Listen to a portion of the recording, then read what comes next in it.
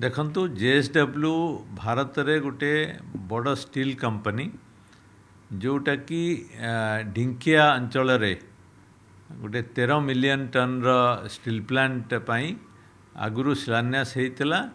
काली तार blast furnace काम आरंभ है जोटा मुख्यमंत्री श्रीयुक्त मोहन चरण माझी तार प्रकल्पर शुभारंभ करिसेंती एवं एथिरे 13 मिलियन टन स्टील एवं एटा सबुठ बड़ कथा हूँ यहाँ गोटे पोर्ट बेस्ड बंदर भित्तिक स्टील प्लांट जो थे एक्सपोर्ट करिवार स्कोप रहिबो वैल्यू एडिशन रो स्कोप रहिबो एवं निजुक्ति सृष्टि करिवो एवं एहा द्वारा जो पारादीप अंचल जगत सिंहपुर एरिया आर शिल्प क्षेत्र में गोटे बड़ माइल खुंट एवं एथिरे जो मेगा डाउनस्ट्रीम प्रोजेक्ट गुड़िक हम तार मध्य फायदा ओडिशा को आसीबो। तेबे वर्तमान सरकार आसिला परे मात्र 2 वर्ष रे विभिन्न जगार रोड शो करी तार किभली ओडिशा को पुंजी निवेश अधिकरू अधिका हो पारिबो एवं विभिन्न सेक्टर रे एगुड़िक एवं सारा ओडिशा रे spread over the entire state industry हो पारिबो सेतिपय चेष्टित अछंती एवं तार फलस्वरूप एवं जो एक्शन ओरिएंटेड प्लान माननीय मुख्यमंत्री नौचंती तार फलस्वरूप ये जेएसडब्ल्यू रो प्रकल्पर ब्लास्ट फर्नेस रो शिलान्यास होईची एवं आमे आशा करिबा जे अन्यान्य प्लांट जो गुड़िक एमओयू स्वाक्षरित होईची एवं जो जो प्रकल्प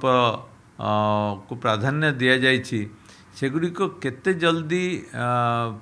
इम्प्लीमेंटेशन हो पारिबो फलप्रद हबो एवं ओडिशार शिक्षित युवक युवती एवं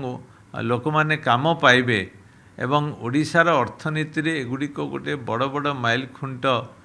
सृष्टि करिवो सेही दिगरे ओडिशा सरकार यत्नवान एवं चेष्टित अछंती एवं आमे आशा करिबा ओडिशा आहुरी शिल्प क्षेत्र रे समृद्ध होई ओडिशा अर्थनीति को आगे नब। सर सीधासलख प्रभाव इकोनॉमिकल ग्रोथ ऊपर जेएसडब्ल्यू रो कोन रहिबो ओडिशा परिप्रेक्षी देखंतु ओडिशार कंचामाल ताकू नहीं बंदर भित्तिक स्टील प्लांट करिवो वैल्यू एडिशन करिवो एगुड़िक डाउनस्ट्रीम इंडस्ट्री मध्य हो पारिबो जहा द्वारा निजुक्ति क्षेत्र सांगरे आहुरी अधिक स्टेट रो जीएसडीपी एथिरे वृद्धि घटिबो। आपण जानिचंती ओडिशार अभिवृद्धि नेशनल एवरेज टारू 1% अधिका तेणु ये जेते आमे आमर कंचा माल को फिनिश प्रोडक्ट हिसाब रे ताकू वैल्यू एडिशन करि परिबा एवं वैल्यू एडिशन रु आहुरी डाउनस्ट्रीम इंडस्ट्री ताकू किभली भाव रे प्राधान्य दे जाय परिबो जहा द्वारा निजुक्ति क्षेत्र छड़ा ओडिशार ओवरऑल इकोनॉमी क्षेत्र रे एटा गोटे बड़ वैल्यू एडिशन करि परिबो।